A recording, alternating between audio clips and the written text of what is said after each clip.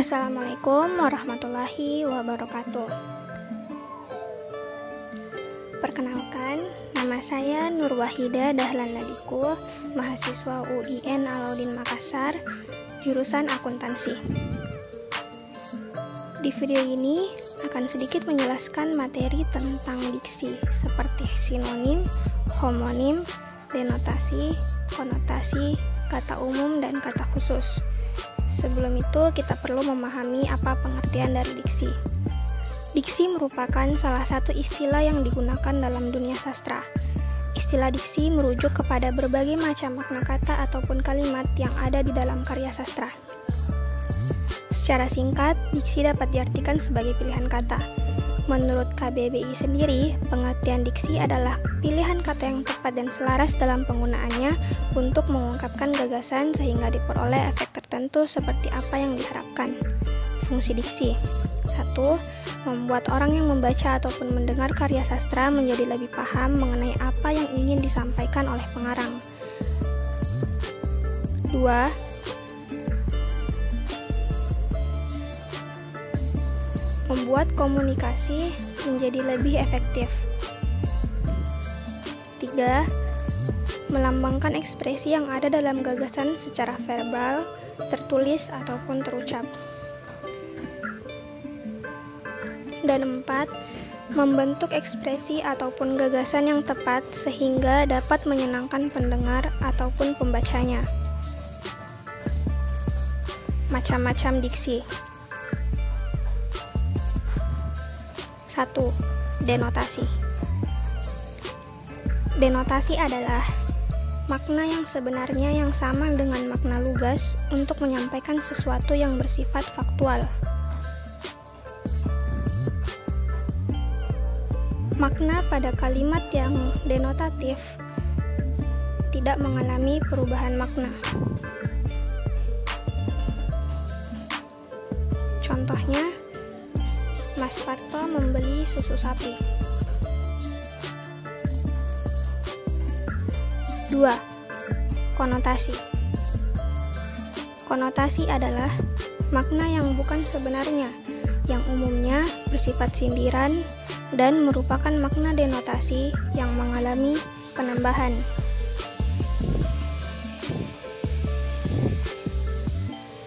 Contohnya, Bu Marcella sangat sedih karena terjerat hutang lintah darat. Lintah darat sama dengan rentenir. 3. Sinonim.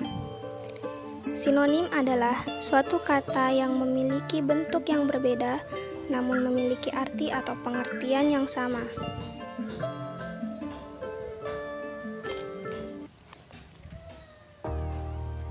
Sinonim bisa disebut juga dengan persamaan kata atau padanan kata. Contohnya, mobil Pak Tono dibeli dengan cara kredit karena ia lebih suka mencicil daripada membayar penuh. Sinonim dari kredit sama dengan mencicil.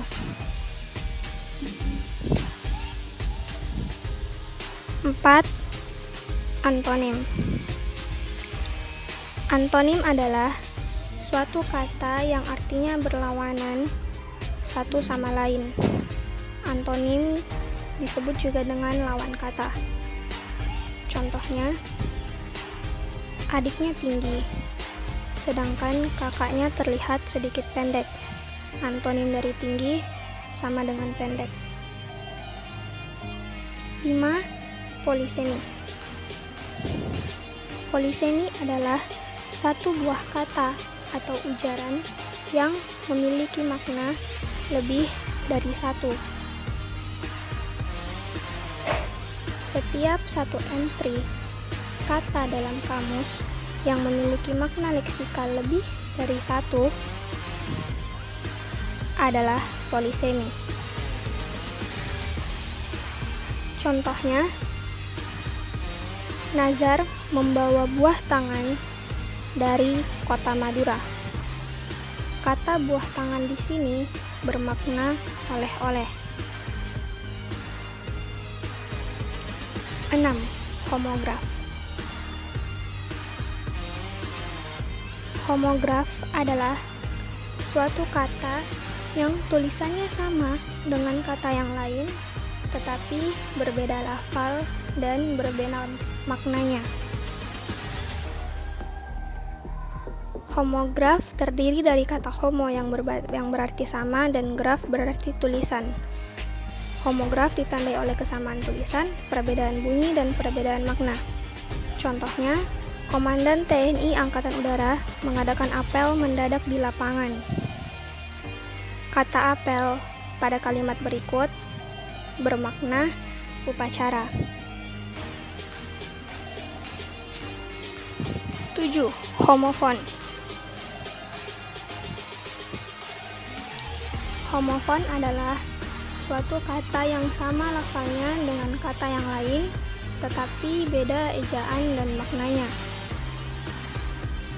Homofon ditandai oleh kesamaan bunyi, perbedaan makna, dan perbedaan tulisan. Contohnya, ayahku mencabut paku menggunakan tang. Kata tang bermakna peralatan. 8. Homonim. Homonim adalah suatu kata yang memiliki makna yang berbeda, tetapi lafal maupun ejaannya sama.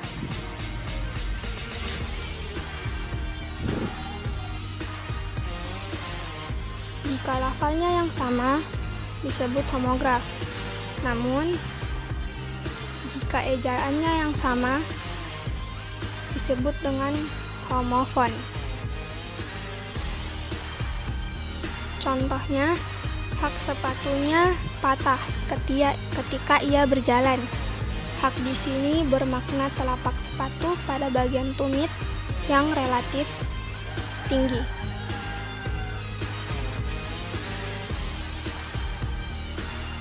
9. Hiponim. Hiponim adalah suatu kata atau frasa yang maknanya tercakup dalam kata atau frasa lain yang lebih umum, yang disebut hiperonim atau hipernim.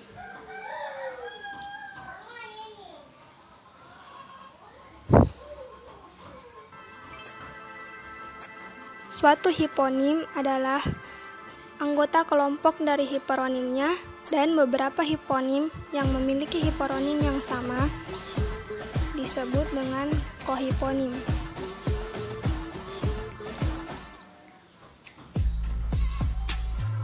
Contohnya, adikku suka makan ikan salmon. Kata salmon yang telah termasuk ke dalam makna kata ikan. 10. Hipernim. Hipernim adalah kata-kata yang mewakili banyak kata lain. Kata hipernim dapat menjadi kata umum dari penyebutan kata-kata yang lainnya. Contohnya ada pada kata sempurna yang telah mencakup kata baik, bagus, dan beberapa kata yang lainnya.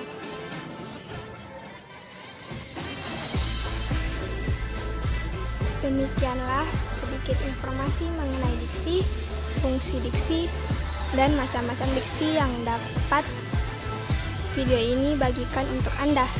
Semoga bermanfaat.